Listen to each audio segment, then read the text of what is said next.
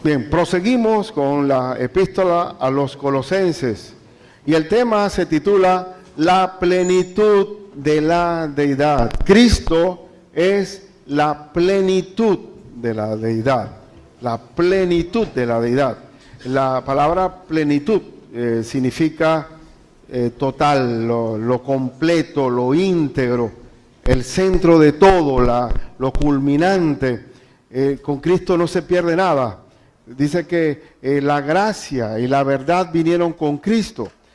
Búsquense ahí mismo, en esta introducción, este énfasis que damos y por qué el título, en el versículo 9 y 10 dice, porque en Él, o sea, ¿en quién?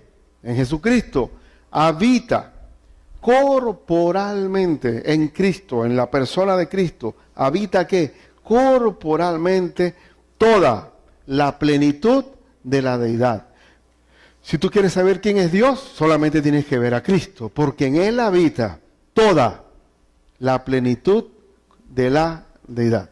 Toda la plenitud, todo está completo. Y dice el verso 10, y vosotros estáis completos en Él. Esa palabra completo es una adición a plenitud, porque plenitud también significa completo. Completo en inglés sería fullness, ¿no? Fullness, ¿ah? O sea, llegó full, ya no hay más nada que dar. Cristo es el todo. Cristo no falta nada, no hay que buscar más nada, porque ya Cristo consumó todo. Él es el autor y el consumador de la fe. Él es Dios mismo. Todo lo quiere saber cómo es Dios, mira a Cristo. ¿Se acuerdan que Felipe le preguntó? Le dijo, Señor, muéstranos al Padre y nos basta. ¿Y qué dijo el Señor? Felipe, tanto tiempo estoy con vosotros y no sabéis que el que me ha visto a mí, ha visto al Padre. Yo soy el camino, la verdad y la vida. Nadie va al Padre si no es a través de mí. Es a través de Cristo, porque Él es el camino, Él es el todo. ¿El camino quién es? No es que hay diferentes caminos para... Oh, no, todos los ríos van a dar al océano. Al final todos los ríos, todas las religiones van a llegar al mar. No, Cristo es el camino, el camino. No dice un camino, el camino, la verdad y la vida. No es que Cristo es una verdad, es la verdad. Porque Él es la plenitud de todo. Con Él no nos falta nada. Y eso es lo que trata la carta de Colosenses. Estáis completos en Cristo. No necesitan nada más. Nada. En Él todo es suficiente. Es fullness. Estamos completos. Esto es el énfasis de Pablo en esta carta a los Colosenses. Miren, mi hermano, en mi experiencia personal, yo era una persona complicada. Yo te digo una cosa, un persona tipo complicado era yo en mi vida. Yo pienso que era un hombre bastante inconforme con la vida, descontento con todo, crítico. No hay silla que me acomodara. Era todo, siempre tenía que ver la quinta pata al gato. Cualquiera diría que este tipo era así. Todo, si hay algo de bondad en mí, si hay algo digno de alabanza, es por Cristo en mí. No es porque yo era una persona complicada. Pero una de las cosas que a mí me costaba en mi manera racional de ser, que todo lo llevaba al análisis, al criticismo, a complicarlo todo, que cuando llegué a Cristo me gustaba polemizar con la gente. Y eso siempre fue así, siempre fue así. Bendito sea el Señor. Pero una de las cosas que yo me chillaba un poco era que los hermanos me decían, bueno, Cristo está trabajando en mí en este asunto. El Señor está trabajando en mí. Esta es una área en mí que Cristo está trabajando. Digo, pero trabaja tú, que tiene que estar Cristo en eso. O sea, yo siempre pensaba que yo podía hacer las cosas de Dios sin Dios. El asunto del trabajo del Espíritu Santo, es decir, Cristo en mí, eso no lo entendía. No lo entendía. ¿Por qué? Porque todavía para mí Cristo no era la plenitud de la deidad. Tenía que rendirme a Él, quebrarme delante de Él, darle lugar a que Él trabajara en mí, de que la personalidad mía tenía que morir para que hubiera un nuevo nacimiento, una nueva persona en Cristo Jesús. Hasta que lo entendí. Fui cabezón por un tiempo, no tanto, gracias a Dios, porque en la Biblia se llama terco y necio aquel que no acepta el gobierno de Cristo. El gobierno de Cristo es un terco, un cabezón. Como dijo el Señor a Pablo, dura cosa te es dar coces contra el aguijón. Es decir, tú estás peleando contra mí y es como clavar un clavo con la cabeza. Imposible pelear contra mí. Entonces, cuando uno se rinde a la plenitud de la deidad, que Cristo es todo y que en Él estamos completos, entonces comenzamos a crecer en la fe. Pero para hacer morir lo terrenal en mí, esto está muy traqueado aquí, está muy fuerte. ¿Lo sienten fuerte? Sí. Está bien así. Pues yo me siento que estoy tronando acá. No. Bueno, dice, y vosotros estáis completos en Él, que es la cabeza de todo principado y potestad. Hoy votamos por escoger un presidente que va a ser cabeza del país. Pero la cabeza de todo principado y poder y potestad es Jesucristo. Y eso es lo que tenemos que entender nosotros. Cristo es la plenitud de la deidad. Estamos completos en Él y Él es la cabeza de toda principado y potestad. Y cuando Él dice, antes de subir al cielo, dijo que toda potestad, dice Mateo 28, 18, toda potestad me es dada en el cielo y en la tierra, y por tanto, id y haced discípulos a todas las naciones. ¿Quién tiene todo el poder? Cristo. Toda potestad me es dada ¿dónde? En el cielo y en la tierra. ¿Quién tiene el poder? Tiene el gobierno, Jesucristo. Y esta carta a los colosenses, por infiltraciones de falsas enseñanzas, por infiltraciones de influencias malignas que quieren desplazar la plenitud de Cristo en nuestras vidas, atendiendo enseñanzas equivocadas, es lo que está el apóstol Pablo advirtiendo. Cuídense de estos falsos maestros, de los falsos profetas. Siempre tenemos que estar con ojo avisor, porque donde hay ovejas, también hay lobos. Donde hay trigo, también hay cizaña, ¿verdad? Y ya puede haber ovejas combinadas con cabras, ¿verdad? ¿Quién es el hermano cabra? Aquel que tarda mucho en madurar y en aceptar el mando de Cristo.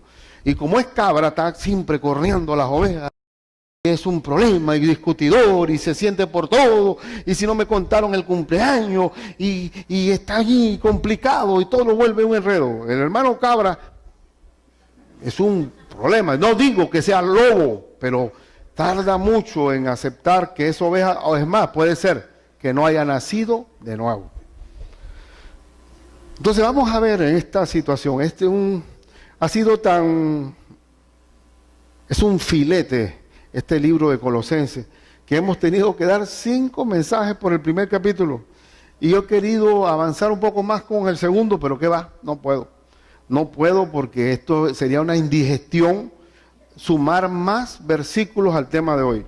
Hay 3 cosas que muestran la plenitud de la deidad de nuestro Señor, y lo vamos a ver enseguida. En primer lugar, en Cristo, en este texto del 1 al 10, primer punto, en Cristo están todos los tesoros de la sabiduría de Dios. Todos los tesoros de la sabiduría de Dios. Veamos el versículo del 1 al 4, dice, porque quiero que sepáis cuán gran lucha sostengo por vosotros y por los que están en la Odisea, la otra ciudad cercana, y por todos los que nunca han visto mi rostro. El apóstol Pablo no fundó ni la iglesia de Colosas, ni tampoco la iglesia de la Odisea. No lo conocían personalmente, pero la iglesia del Dorado tampoco conoce personalmente a Pablo, pero estamos recibiendo su instrucción divina, ¿verdad? Así que esto se aplica no solamente para Colosas, sino nosotros también. No lo conocemos personalmente, pero estamos siendo instruidos por el Espíritu Santo a través de este siervo de Dios. Entonces dice que él, gran lucha, ¿qué lucha está haciendo?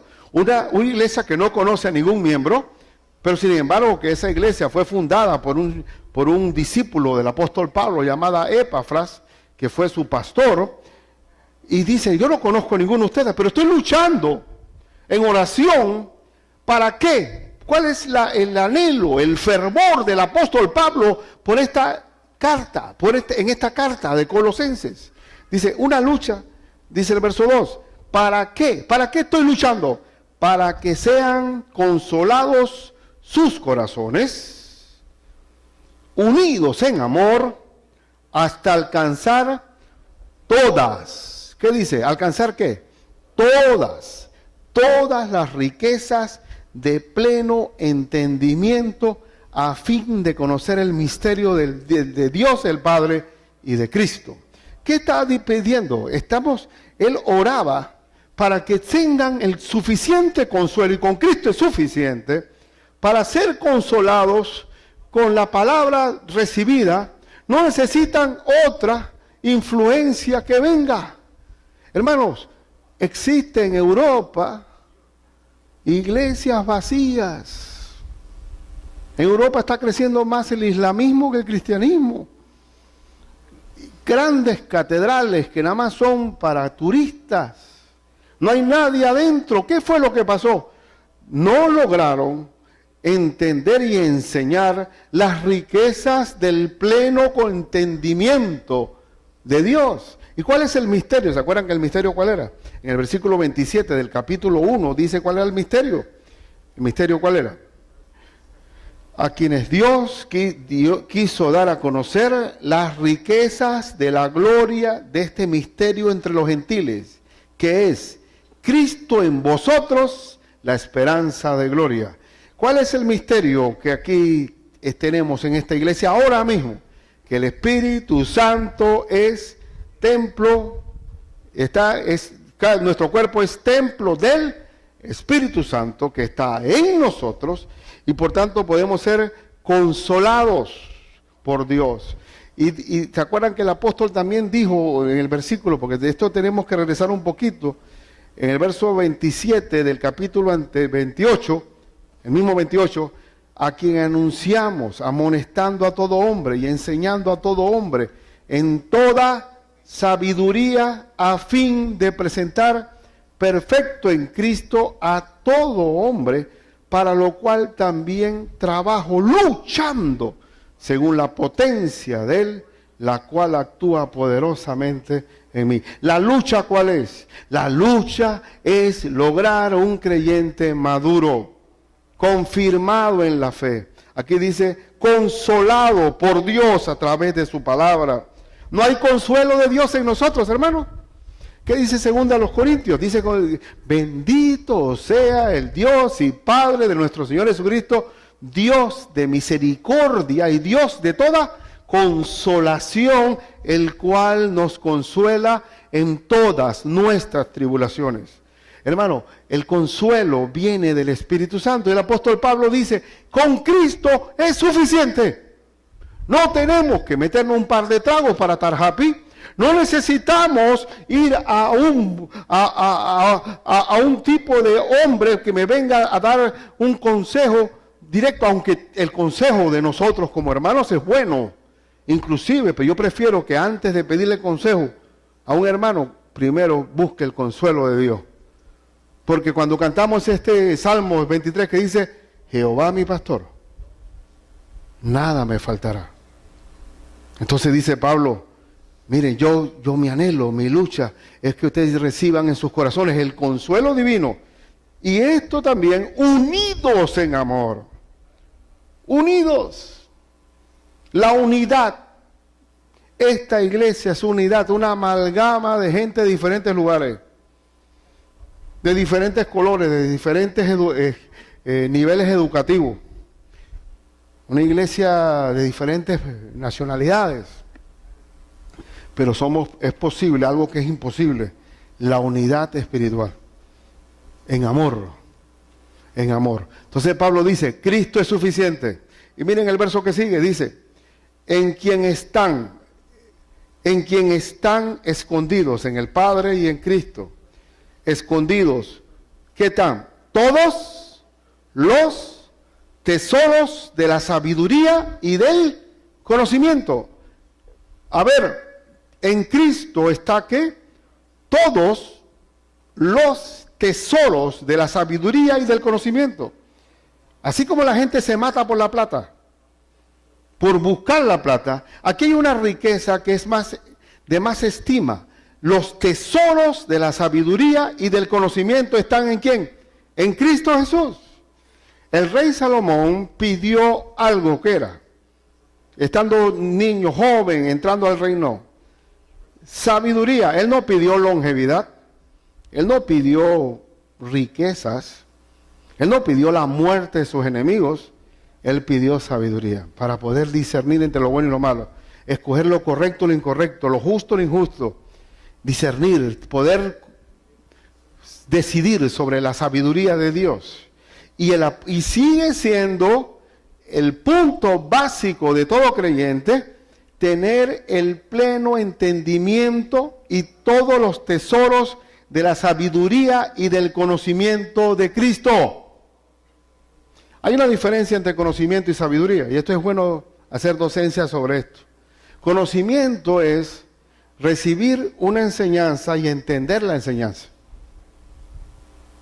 Pero sabiduría es aplicar la enseñanza. Esto es importante porque la palabra filosofía significa amor a la sabiduría. Y nosotros tenemos la herencia de que un filósofo es un sabio que muy cerebral, muy intelectual, pero que en la mayoría de las veces no se aplica el conocimiento. Pero la sabiduría de Dios sí es aplicable. Sí es aplicable. Vamos a buscar, miren que la sabiduría es supremamente práctica. Yo estoy casi seguro, estoy convencido de eso, que en gran parte la herencia pragmática de los Estados Unidos, de América, se derivó de la influencia del cristianismo. ¿Por qué? Porque la Biblia es el único libro donde el conocimiento se traduce en práctica, donde el conocimiento se traduce en un estilo de vida. Si no se aplica, no sirve. Si no se aplica, se olvida. ¿Y por qué yo sé que la sabiduría es práctica? Porque así lo es. Búsquense Santiago 1:2:6. Santiago 1:2:6. Hermanos míos, tened por sumo gozo cuando os halléis en diversas pruebas, sabiendo que la prueba de vuestra fe produce paciencia. Muy bien. Sabemos que el carácter, las pruebas hacen que tengamos un carácter especial de parte de Dios. Y Dios permite que suframos pruebas para lograr un carácter de Él en nosotros. ¿Sí o no? Aquí dice esto, que la prueba produce paciencia. Y dice, mas tenga la paciencia su obra completa, para que seáis, ¿qué? Perfectos y cabales, sin que os falte cosa alguna. Cuando nosotros adquirimos paciencia a través de las pruebas, no nos falta nada. Y el hermano que no entiende esto, y que está viviendo una prueba que no se va y se mantiene allí, ¿por qué no pensar?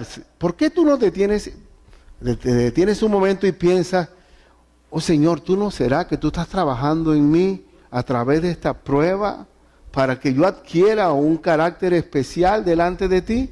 Si nosotros no comprendemos que todo lo que nos pasa es para nuestro bien, para los que aman a Dios, vamos a estar repitiendo pruebas y pruebas y pruebas porque no aprendemos a llegar a la paciencia a través de las pruebas.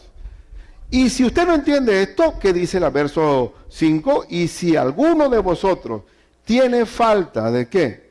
De sabiduría, en cuanto a la comprensión de que la prueba que está pasando es para adquirir un carácter de Dios, entonces ¿qué? Pídala a Dios, el cual da a todos, ¿cómo lo da? Abundantemente y sin reprocho, y le será dada. Si tú no entiendes lo que estás viviendo, lo que estás padeciendo, lo que estás sufriendo, pídele a Dios que te dé ojos espirituales para entenderlo. Porque si no estás viviendo sintonizado con el reino de Dios, te vas a amargar. Vas a entonces decir, ¿por qué a mí? ¿Por qué, Señor, si yo soy una hija tuya o un hijo tuyo, por qué estoy sufriendo este calvario tan duro?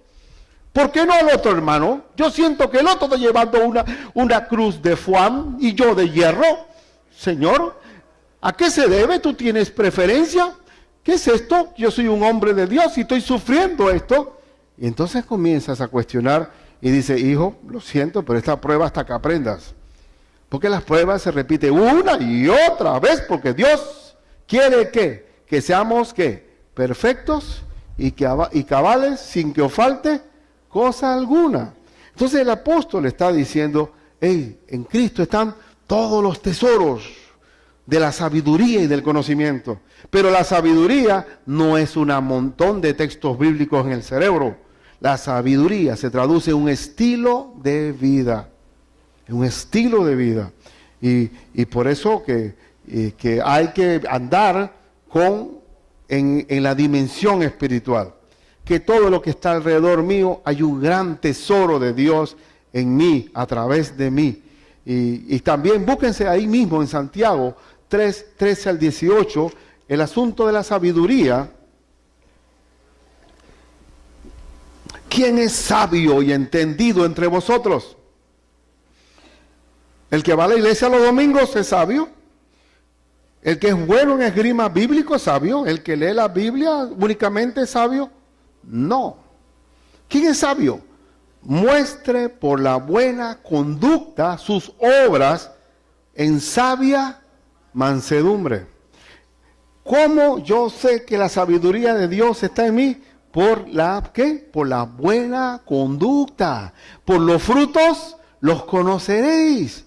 ¿Cuántos hermanos yo conozco que me dicen a mí, bueno, pastor, yo estuve en una iglesia, yo estaba aquí, pero es que tuve problemas? Usted viera los diáconos cómo me trataron allá. Oye, tuve un problema con el pastor. Oye, ¿qué pasa? ¿A qué se debe que la conducta de algunos hermanos hacen a perder las almas? Eso es lo que se llama piedra de tropiezo. Y entonces, aquí está diciendo la sabiduría. Porque esta dice, pero si tenéis celos amargos, miren que el que cela se amarga también, y contención en vuestro corazón, no jactéis ni mintáis contra la verdad, porque esta sabiduría no es la que desciende de lo alto. Si hay peleas entre nosotros, si hay contiendas, si hay enemistades, si existe entre nosotros pleitos, iras, disensiones, no me vengas a decir que eres cristiano. Cuando la sabiduría que viene de Dios, ¿cómo es? Dice el verso que sigue. Bueno, antes de decir el 15 dice, porque esta sabiduría no es la que desciende de lo alto, sino que es terrenal, animal y diabólica. Eso es el mundo, esa es la sabiduría del mundo. Porque donde hay celos y contención, y allí hay perturbación y toda obra perversa. Pero la sabiduría que es de lo alto es primeramente, ¿qué? Pura. ¿Qué más? Es pacífica. ¿Cómo es? Amable.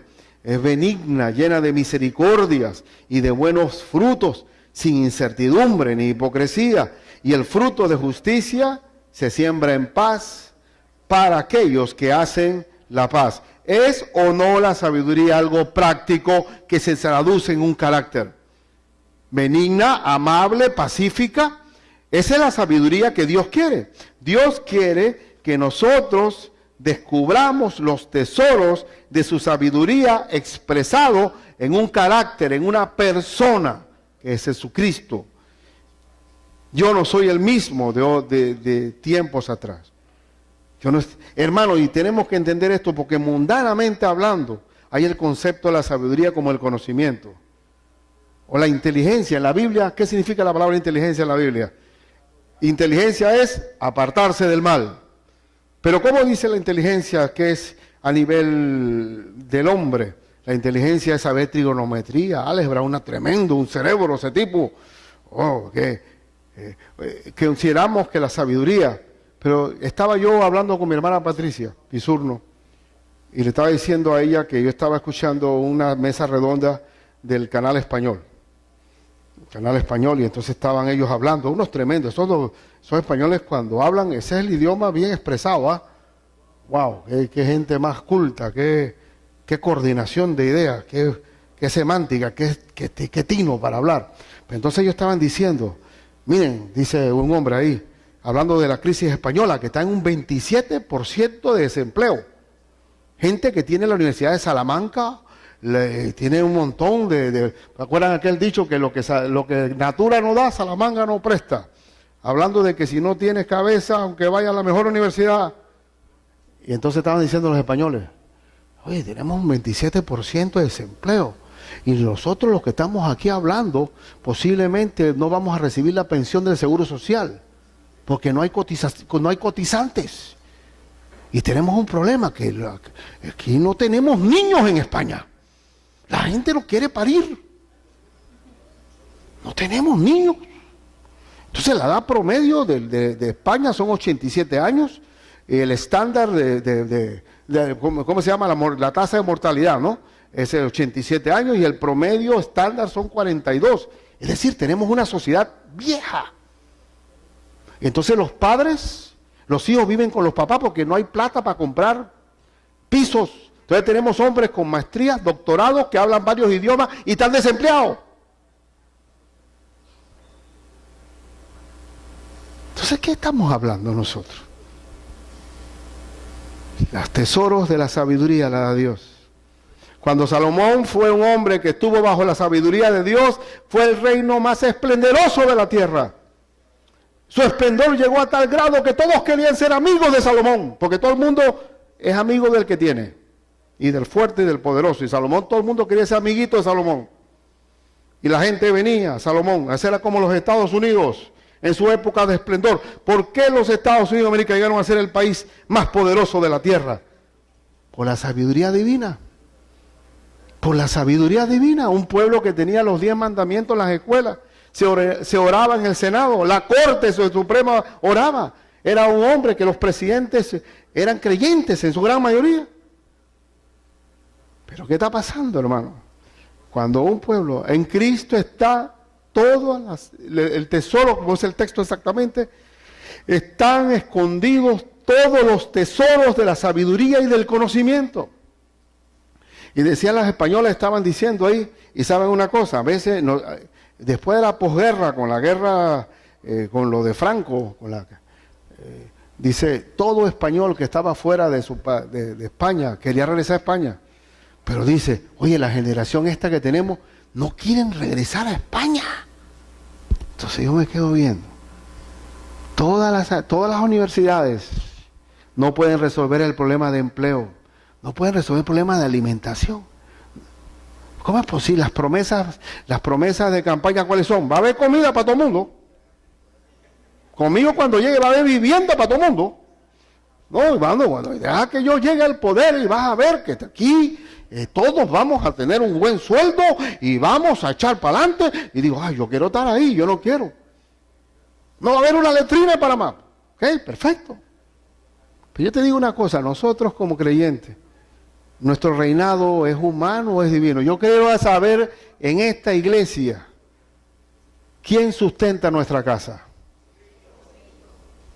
¿Quién vela por nuestros negocios y de las empresas?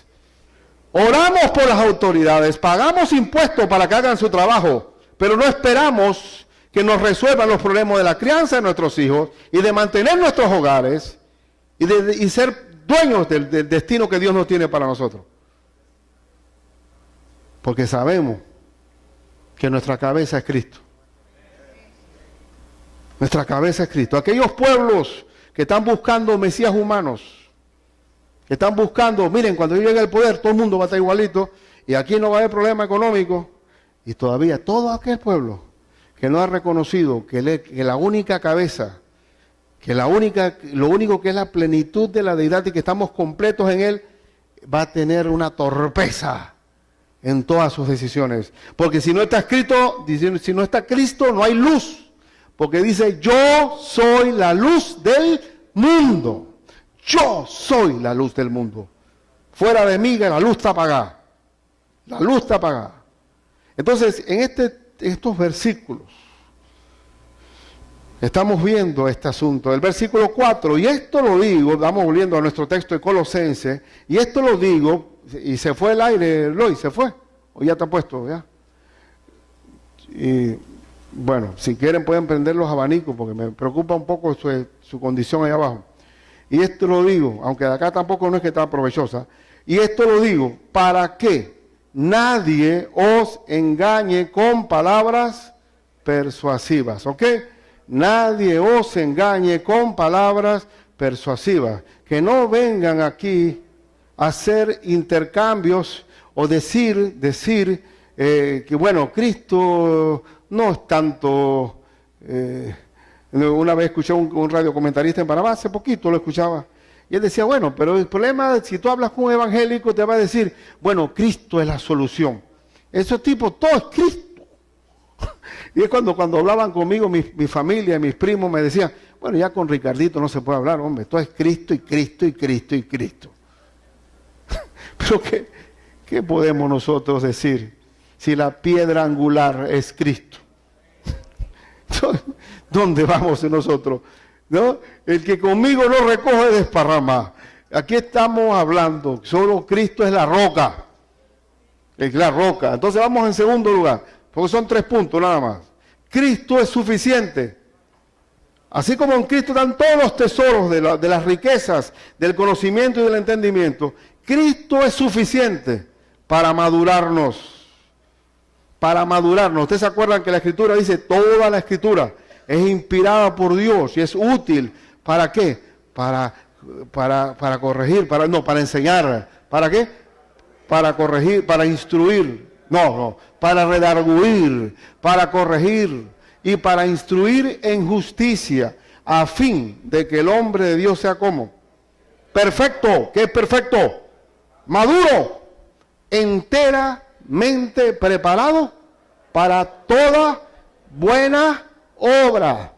La Escritura produce un hombre como perfecto, maduro. Por eso Pablo dice, yo no quiero que se dejen engañar por engaños persuasivos. ¿Y la palabra persuasivo qué es? Persuasivo, ¿qué viene siendo? Seducción. Seducción. Dice el verso 5 al 7. Porque aunque estoy ausente en cuerpo, acuérdense que Pablo no conoce esta iglesia personalmente, no obstante en espíritu estoy con vosotros, gozándome y mirando vuestro buen orden y la firmeza de vuestra fe en Cristo.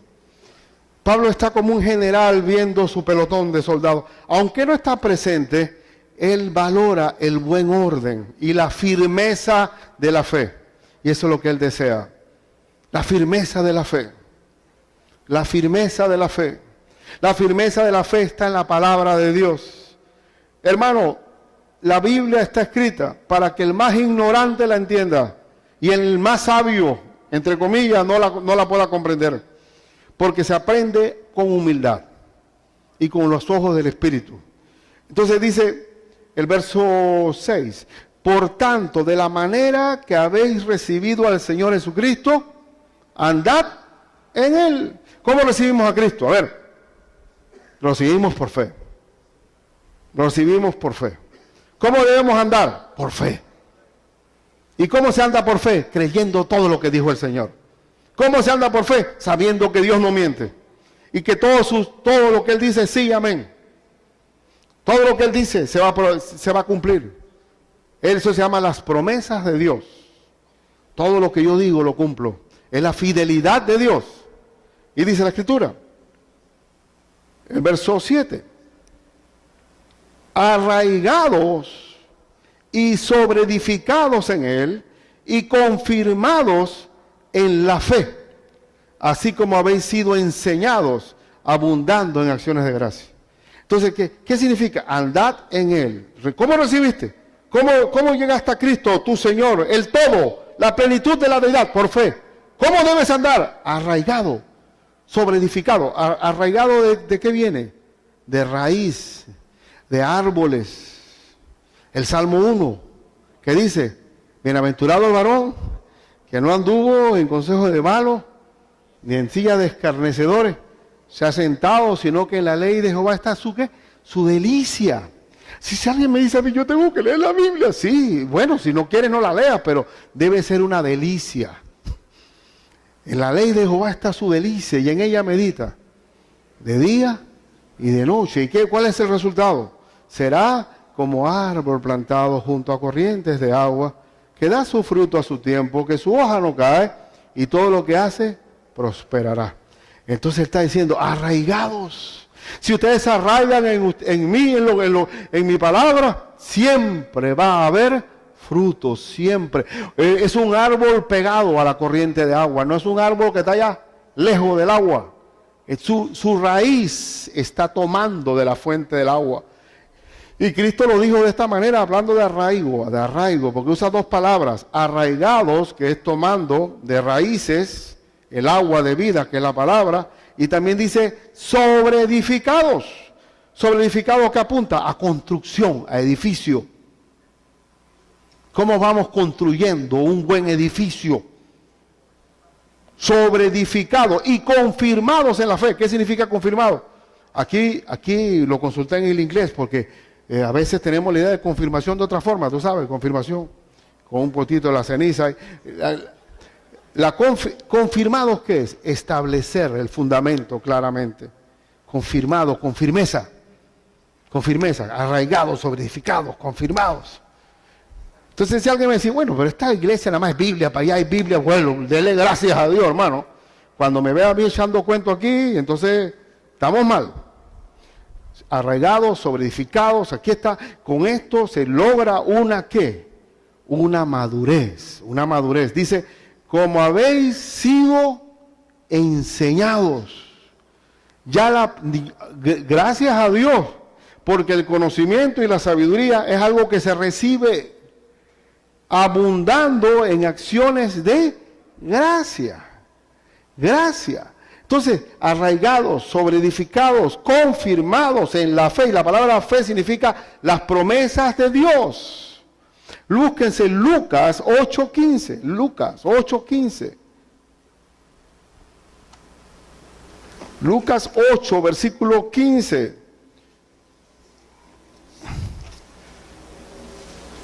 Mas la que cayó en buena tierra, hablando de la parábola del sembrador, estos son los que con corazón bueno y recto retienen la palabra oída y dan fruto con perseverancia.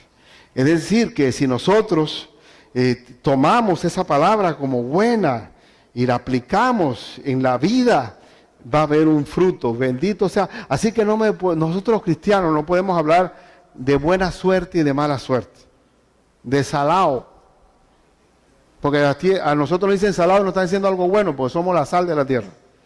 Así que eso nos dice, ay, mira, esta mujer se sacó la lotería con ese hombre, se sacó la lotería. Nosotros no andamos eso de carambola o casualidad.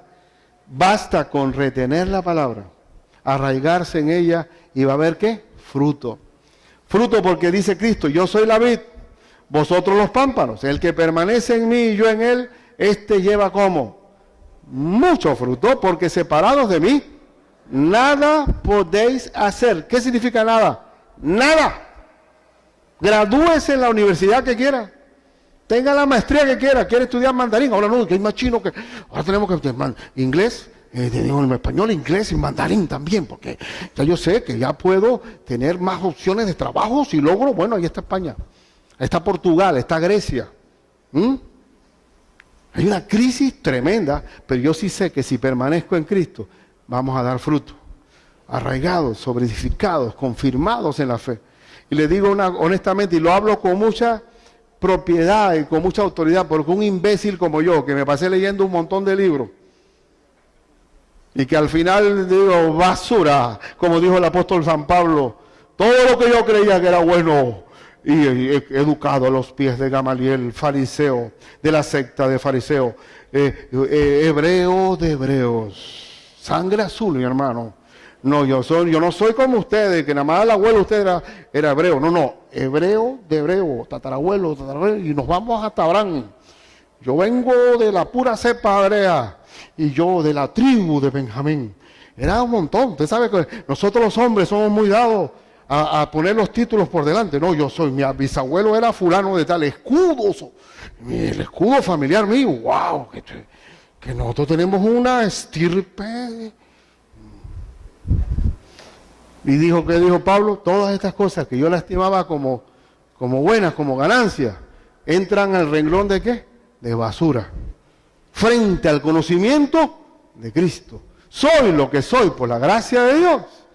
Oye, ¿qué tumo tarda uno tratando de no apoyarse en tu propia prudencia? ¿Cuánto dice Proverbios? Dice, no os apoyéis en su propia prudencia. No seáis sabios en su propia opinión. Aprendan a aceptar mi mando. Acepten mi mando. Eso se llama humildad.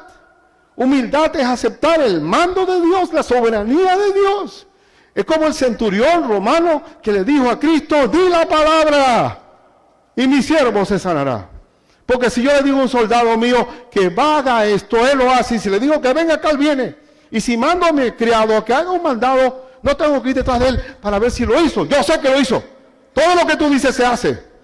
Y ojalá que tuviéramos la fe de ese centurión. Que el mismo Cristo dijo, verdaderamente, no existe en Israel tanta fe como este hombre. Todo lo que diga Cristo de su boca, su palabra, así es. Y debemos estar arraigados, sobreedificados y confirmados en esa fe. Y va a haber fruto. Que vengan los tiempos como quiera, recesión, inflación, todo el Wall Street con su electrocardiograma ya, infarto, colapso. ¿A mí qué me importa eso? Honestamente, porque mi rey nos ha movido. Es inamovible. Y cada vez que echo gasolina, echa ahí lo que tengo aquí en el bolsillo, échalo. Y el carro se mueve para allá y para acá. Yo no sé cómo está el barril de petróleo, pues yo sé que Cristo sostiene mi casa. Y ahí está el asunto del fruto. ¿Dónde está la bendición de ese país? Tú sabes que en Panamá, yo voy al mercado público y a veces caminamos por todos lados.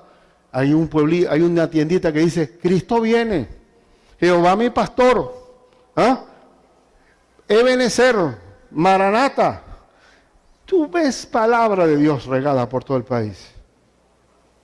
Y no tenemos que estamos rompiéndonos la cabeza. Eso es un pueblo humilde. Y eso es lo que tiene, lo mejor que tiene Panamá es eso. No somos un pueblo de leer mucho. Lo sabemos muy bien. Que en el saqueo de la invasión no hubo una sola librería que se saqueó. Ni una sola. Nadie tiró una piedra, desperdició una piedra en una vidriera de una librería. Pero ¿quiénes son los que más leen en este país? Los creyentes. Las únicas librerías que están paradas son las librerías evangélicas, que tienen libros, wow, también muchos libros raros, pero libros, ¿quiénes son los que más leen aquí? Los evangélicos. Búsqueme otra. Las otras que hay, la de Don Quijote de la Mancha, ¿cómo se llama esa? El Quijote de la Mancha. Los libros están carísimos porque hay pocos compradores. Pero este pueblo, el que lee es el creyente. Y inclusive la cultura musical. ¿Quiénes son los que compran los violines, los órganos, los teclados, la batería? El pueblo evangélico. Así que tenemos cultura musical y lectura. Porque sabemos que somos lo que somos por la gracia de Dios. Y eso es lo que hace grande este país. Panamá, como dice, es como dijo el proverbio, que son cuatro animales que son pequeños pero son de gran importancia, que la hormiga, que es trabajadora, la langosta, que viajan en cuadrillas, el conejo, ese es Panamá, el conejo, que es un pueblo poco esforzado, pero que puso su casa sobre la roca. Eso somos nosotros.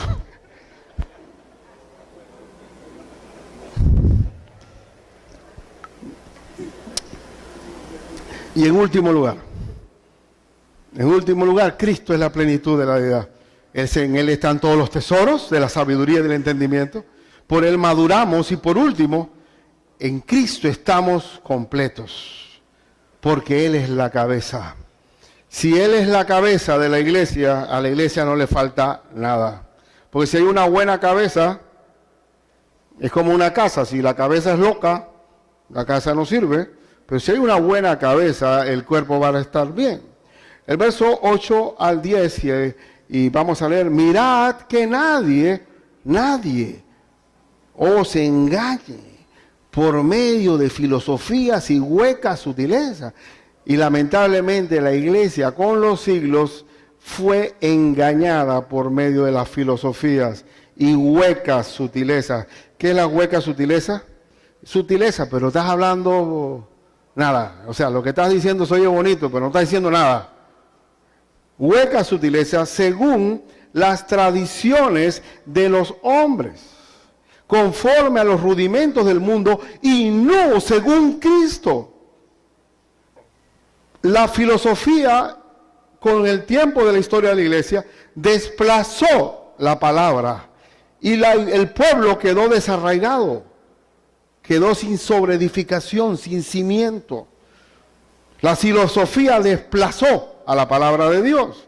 Las tradiciones de los hombres se refiere al ceremonialismo. Los judíos hasta hoy son ceremonialistas. No te aprietan un botón de un ascensor el día sábado. Son ceremonialistas. Y la ceremonia es hacer un acto externo para darle un valor a algo espiritual. Pero muchas veces se aplicaba lo externo, pero no se vivía lo de adentro.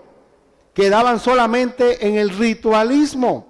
Y eso fue lo que Cristo le reprendió a los fariseos. Búsquense Mateo 5, 3 al 6. Mateo 15, 3 al 6.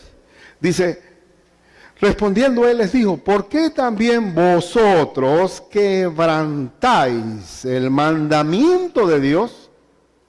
Lo quebraban el mandamiento por vuestra tradición. Porque Dios mandó diciendo, honra a tu padre y a tu madre, y el que maldiga al padre o a la madre muere irreversiblemente. Pero vosotros decís, cualquiera que diga a su padre o a su madre, es mi ofrenda a Dios, todo aquello con que pudiera ayudarte. Perdóname, no te puedo ayudar, papá, porque todas mis riquezas y mis fondos son para Dios. Mentira. Mentira. Y estaban deshonrando a su papá y su mamá. Y dice, ya no ha de honrar a su padre o a su madre. Ya no he de honrar a su padre o a su madre. Así habéis invalidado el mandamiento de Dios por vuestra, ¿qué? Tradición. Porque eso es lo que pasa con nosotros los hombres. Llegamos a un momento en que nos divorciamos de la palabra y de la autoridad de Dios que tiene el poder para arraigarnos, solidificarnos y cimentarnos, y nos apoyamos en tradiciones. Y siempre cuento que en este lado, cuando no teníamos aire acondicionado, la gente se sentaba de este lado en el tiempo devocional porque el sol venía de este lado, entonces estaba pegándose, estaba aquí, y para coger el fresquito, se ponían de este lado. Pero cuando pusieron el aire, la gente estaba aquí, estaban todos los aires prendidos, era un invierno aquí. Y entonces eso era, ustedes saben que al principio los devocionales y poca gente. Entonces los hermanos estaban arropados. Y digo, hermano, ¿y por qué no se trasladan acá que está el solito? El sol está más cálido, está cálido. Oye, sí, ¿ves?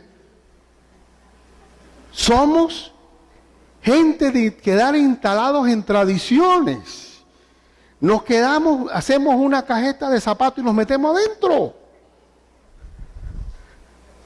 Y eso es lo que ocurre ahí. Pablo está diciéndolo. Ya vosotros, dice, y lo está diciendo Cristo aquí, ustedes invalidan el mandamiento de Dios por tradiciones de hombres. Y vamos a la última parte. Dice el verso 9 y 10. Porque en Él, no olvídense de filosofías, porque en Él habita corporalmente toda la plenitud de la deidad. Yo no sé qué haría un testigo de Jehová si lee este versículo. Porque en Cristo habita toda la plenitud de la deidad. Dios habita en la persona de Cristo. Cristo es Dios mismo. Y vosotros estáis, ¿qué? Completos en Él. No estamos incompletos, estamos como completos en Él. y que es la cabeza de todo principado y potestad. Estamos completos. Tú agarras a cualquier persona sin Cristo, y espero que ustedes noten el ejemplo que les voy a dar, y usted le pregunta, ¿usted es feliz? No, bueno, yo fuera feliz si cuando me jubile. Mentira de Satanás, sabemos bien eso. No, yo fuera feliz. La cosa es que tengo un marido maltratador. Si se muriera, tú fueras feliz. ¿Cómo está la gente? Incompleta. Está incompleta, tú agarras a la gente. No, yo fuera feliz si ganara $500 más. Dale 1,000 y habla con él dentro de 2 años. Está endeudado. Entonces todo el mundo está como incompleto. Pero nosotros en Cristo, verdaderamente, usted dígame si no hay contentamiento. No estamos completos en el Señor. Si no se siente completo es porque sencillamente tiene poca comunión con Dios. Poca comunión con el Señor.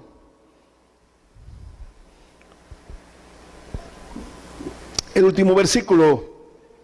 Y vosotros estáis completos en Él, que es la cabeza. Entonces no nos engañemos con filosofías humanas. Y esto me recuerda de una amiga muy querida, abogada, compañera. Tuvimos una oficina propia por 10 años. Y ella tiene un papá que hace poco murió, muy intelectual, un tipo, una autoridad aquí en Panamá en cuanto a letras.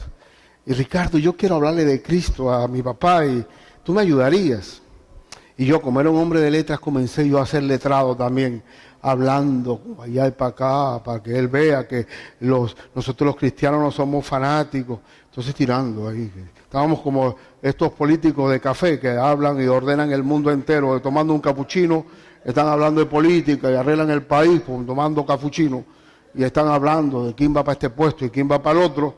Y así estaba yo con este hombre con un café en la mano y total no le dije nada.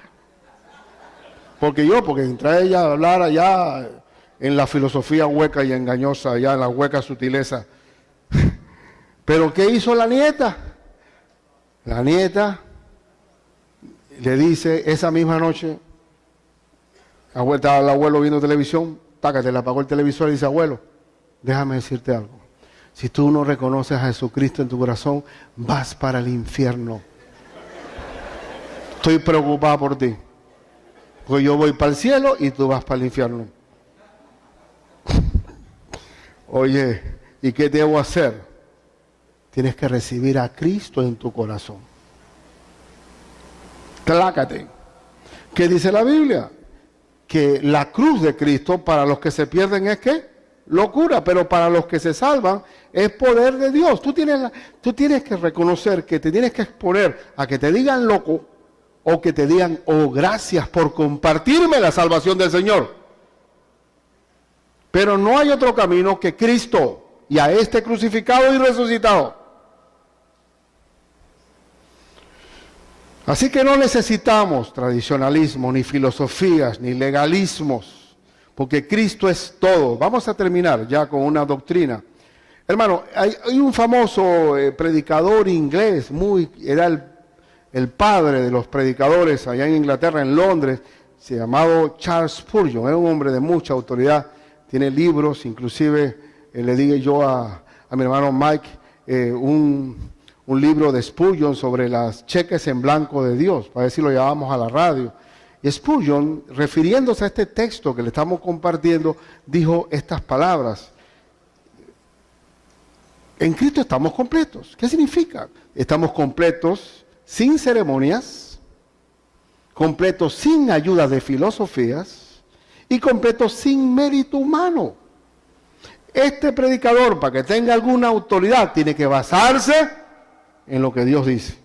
Porque en Cristo estamos completos. Pero va a haber alguno que te va a decir, bueno, alguno te va a preguntar, bueno hermano, tú tienes este don, tú tienes ya esta manifestación del Espíritu Santo.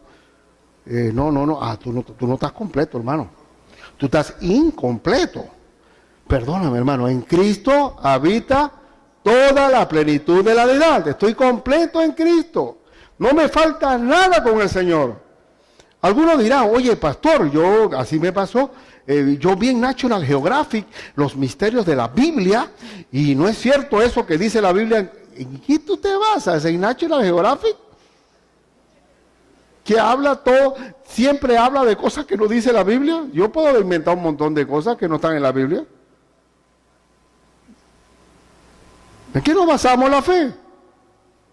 Tenemos que basar la fe en la autoridad de Cristo. Él es la plenitud de la deidad. Y no se deje influir por filosofías, por vanas filosofías y huecas sutilezas. Estos tiempos de internet, estos tiempos de que el hombre de hoy, los muchachos de hoy, son más, ¿cómo decirlo?, menos arraigados a nada.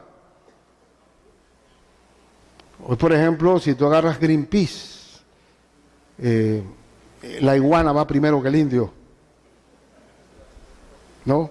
Vamos a analizar que se dice que en Europa y en Estados Unidos el futuro poblador de Europa va a ser un perro, porque la gente tiene puro perro. Estamos ahí, perros para allá, hay más atención, hay clínicas para perros, psicólogos para perros. Y es un deseo de protección de mí. Somos tan egocéntricos que el perrito, el amor al perrito, ahí estamos, ¿no? Aparte, escuché a un pastor, aquí termino, diciéndole que hubo 2 americanas que cruzaron la frontera con México en la noche y vieron a la orilla de la carretera y dicen, ¡hay un chihuahua! Y se está muriendo. Y bajaron la americana, ¡ay, pobrecito! Y la metieron dentro de la caja de esa de perros. Tenían una extra ahí en el carro. ¡Ay, yo te preocupes, que te voy a llevar al veterinario mañana! No te preocupes, ya te salvamos. Y vamos, y cruzaron la línea, llegaron a donde iban a su casa. Al día siguiente abrieron y era una rata. Era una rata, una grandotota así.